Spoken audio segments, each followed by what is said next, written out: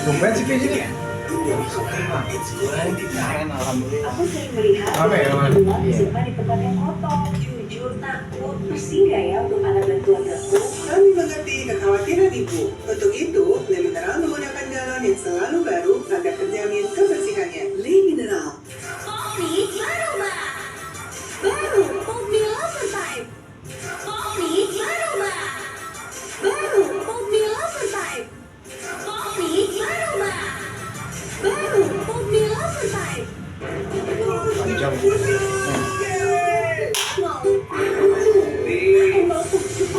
Kenapa itu? Emosi aja bukan nonton faktor lain. Oh,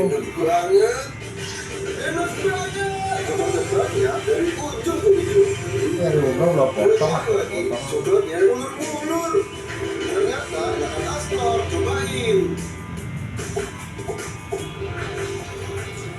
Terus pas lagi ini oh, banyak gitu. Gimana? Ya pas lagi kondisi suka rontok banyak gitu. Kadang itu putus nonton Putus gitu. tengah-tengah gitu beranda sama. Pernyataan Menteri Keuangan Sri Mulyani soal gaji guru dan dosen tersebut kembali memantik perdebatan publik. Dia menyebut gaji tenaga pendidik masih relatif kecil dan menanyakan secara retoris, apakah semuanya harus keuangan negara ataukah ada partisipasi dari masyarakat? Gimana ya pendapat masyarakat tentang ini? Beban negara ya harus beban negara. Karena yang negeri-negeri kan harus beban negara dong ya. Karena disubsidi dari negara, gaji dari negara kan. Tapi kalau aku tidak setuju ya kalau dibilang seperti itu ya. Kita ini bisa pinter, negara bisa maju kan karena didikan seorang guru. Kita aja Mbak. Ya, aku juga sama. Ya, karena kan gini, kita dari kecil kan meskipun pendidikan anak semua kan dari guru ya, istilahnya orang tua kedua ya. Menurut saya pribadi sih salah besar karena sangat tidak relevan. Di mana saya anggap buruh adalah salah satu pahlawan tanpa tanda jasa untuk negara ini. Kalau dianggap beban negara sangat-sangat tidak layak untuk berbicara seperti itu untuk seorang menteri seperti beliau. Jadi aku sangat Heran udah kepake banget ini. Udah dari zaman SBY. Iya. Lama juga. Kontroversi terasa semakin keras jika dibandingkan dengan apa yang Aduh, diumumkan percaya Presiden Prabowo Subianto Di beberapa Indonesia bulan tuh bersih. sebelumnya. Guru ASN mendapat tambahan kesejahteraan sebesar 1 kali gaji pokok.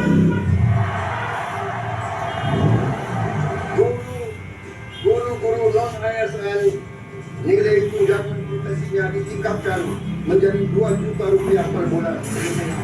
ini opini pribadi, tapi menurut aku sebenarnya harus ditingkatin ya, karena bisa kita lihat kayaknya udah rahasia umum gaji-gaji guru itu emang kurang kayak gitu, nggak sesuai dengan apa yang udah dikerjain dan juga apa yang diberikan mereka dampaknya kepada seluruh masyarakat kita kayak gitu. Menurut aku perlu banget untuk ditingkatin. Sebagai perbandingan, gaji guru di Singapura bisa mencapai 11-12 juta rupiah per bulan pada level paling dasar. Sementara di Thailand, Beda. sekitar 9-10 juta rupiah.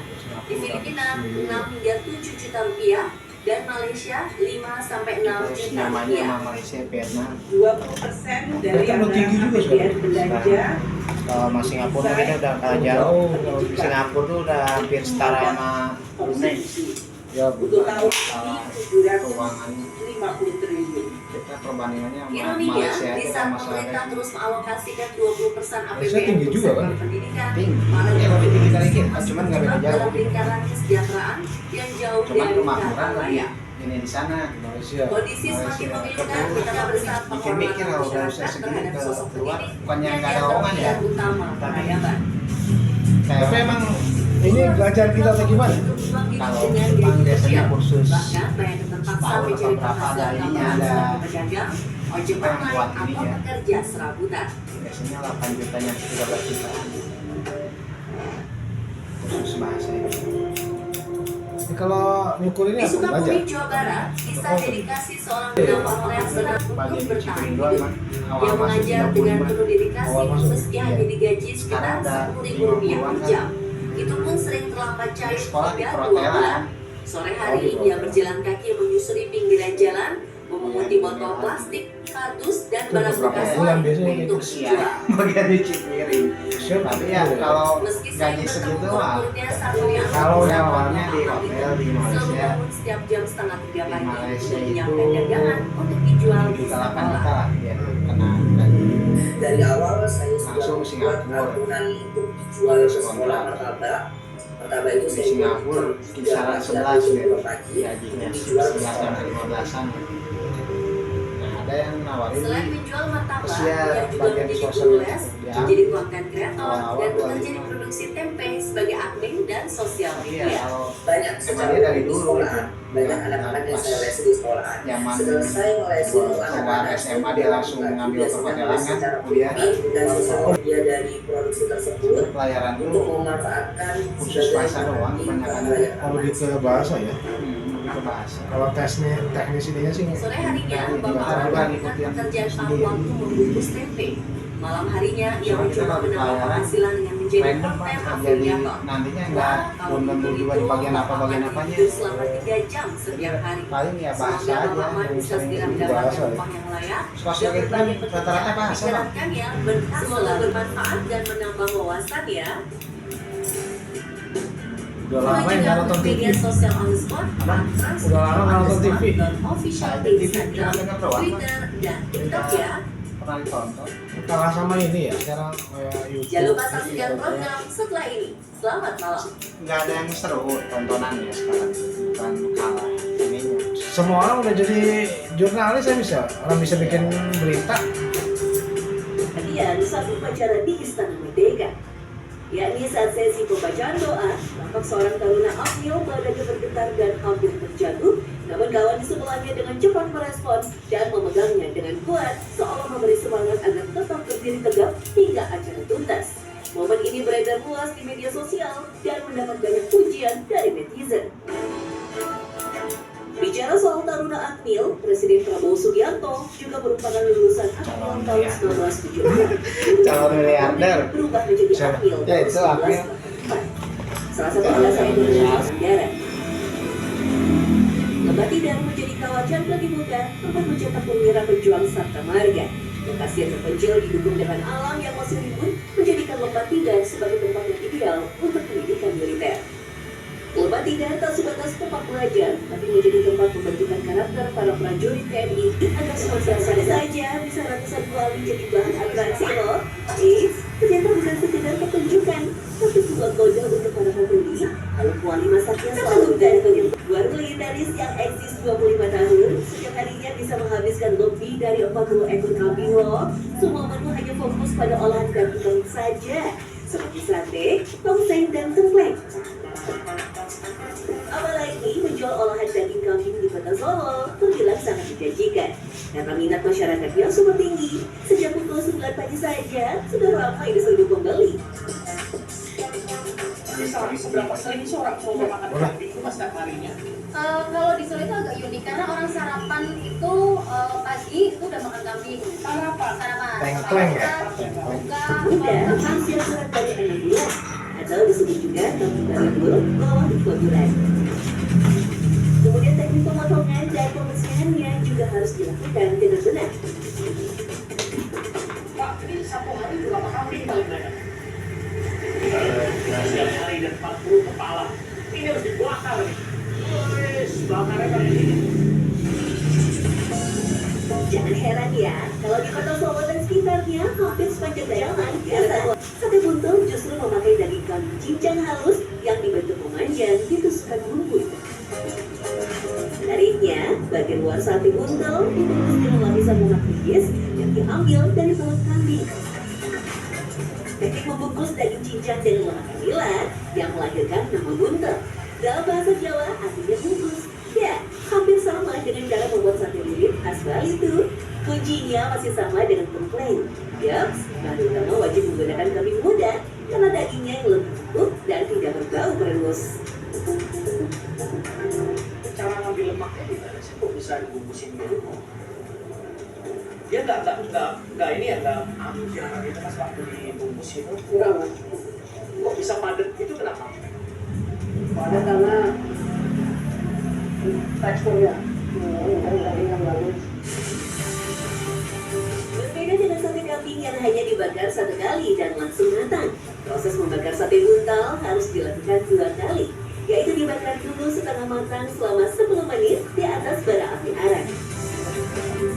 Nah, lemaknya bukan sekedar membungkus, tapi fungsi utamanya untuk menguji jus daging di dalam saat dibakar.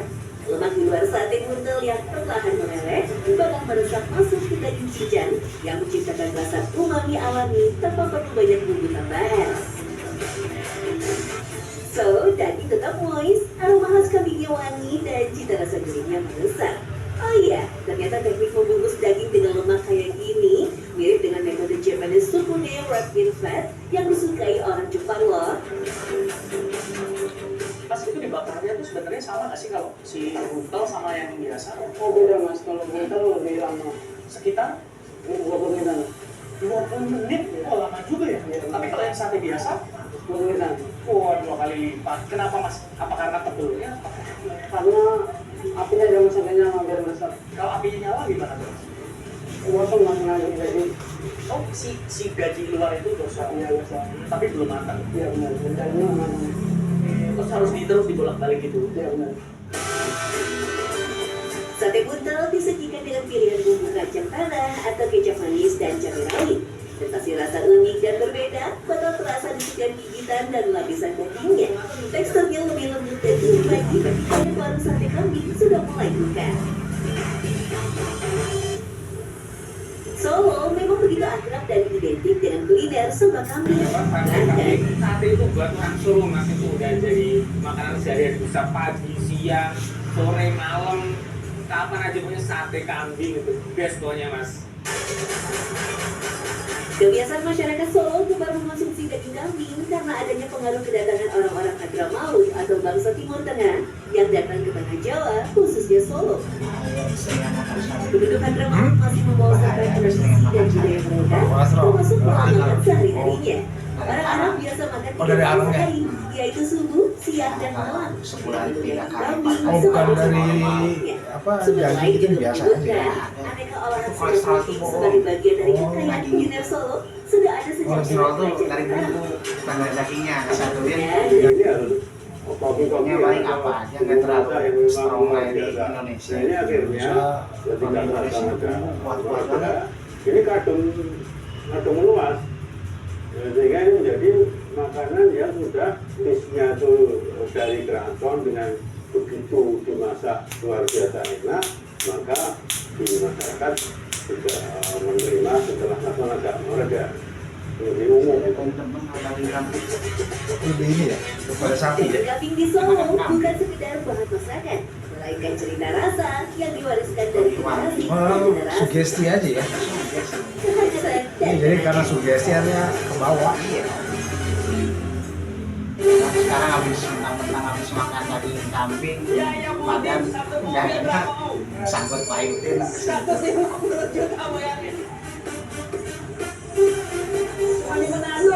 Ya kan pikiran lebih kuat ya orang. Iya.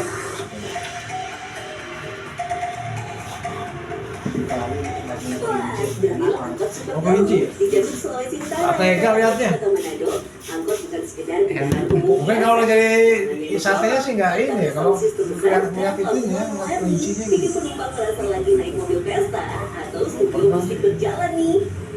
Jalan ke Lembang biasanya banyak. Masuk Lembang. Ya samping-samping jalan pada jualan sate-sate kelinci. Yang di puncak juga bukannya ada itu. Emang ada ya? Jangan saya bisa. Kalau sekarang udah ada tol ini sih Cipularang sih. Kalau dulu zaman dulu. Rela merogoh kocek sampai ratusan juta rupiah untuk modifikasi loh. Males motornya sudah. Apa aja ya? Capek ini. Istilahnya Gampang. Itu tipis. Udah nyampe sono. biar gak kalah dengan yang lain gitu. Motornya Pokoknya